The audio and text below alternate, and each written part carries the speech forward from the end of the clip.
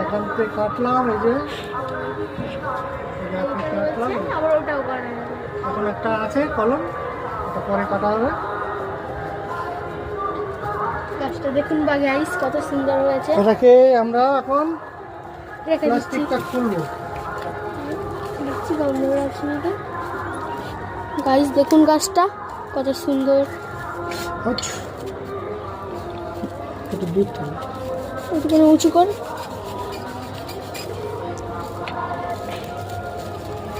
মোনা দেখুন এটা কত সুন্দর শিকড় বেরিয়েছে সেটাই দেখা। যত সুন্দর শিকড় বেরোবে কত সুন্দর তত গাছটা সুন্দর মজবুত। গাছটা হবে।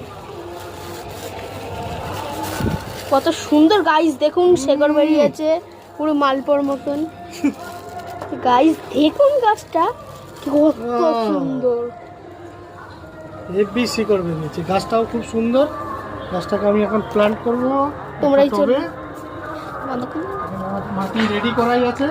মোনা দেখুন গাছটা কত সুন্দর দেখুন। এই টবটা আমরা গাছটাকে লাগাবো।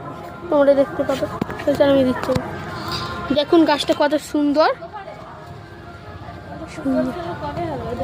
সুন্দর গাছটা দেখুন গাইস।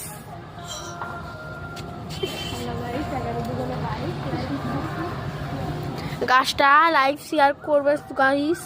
কত সুন্দর। ওখানে কত গাছ আছে দেখুন গাইস, কত গাছ। সেই যে দুটো ছাপড়ি কত সুন্দর গাইস গাছ দেখুন। আর এই দিকেও আছে গাইস সব গাছ, এই যে কুমড়ো গাছ, লাউ গাছ, চিচিঙ্গে গাছ, ওই যে চাল কুমড়ো গাছ বসে গেছে, এ গাছ বসে গেছে। তোমরা এই যে ফাইনাল লুক দেখুন গাইস কত সুন্দর হয়েছে গাইস। তোমরাই দেখুন। আবার আরেকটা কাটবে, তোমরাই চলো গাইস। বেশ কিছুদিন আগে, মানে 25 থেকে 30 দিন আগে কলমটা বেঁধেছিলাম। এটাকে বলা হয় টুল কলম। এটা একটা গন্ধরাজ লেবু গাছ। এই গন্ধরাজ লেবু গাছে কলম বেঁধেছিলাম। দেখুন এই সাইডে প্রচুর পরিমাণে শিকড় দেখা যাচ্ছে। আমরা আজকে এটাকে কাটিং করব, করে প্ল্যান্ট করবো। তো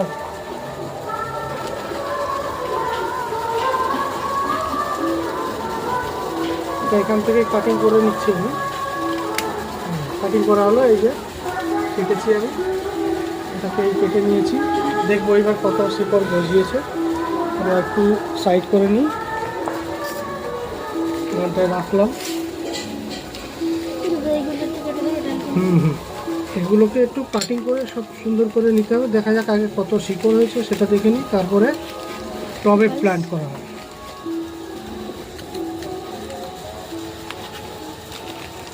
গাইস কত সুন্দর গাছটা তোমরা দেখতে পাচ্ছ।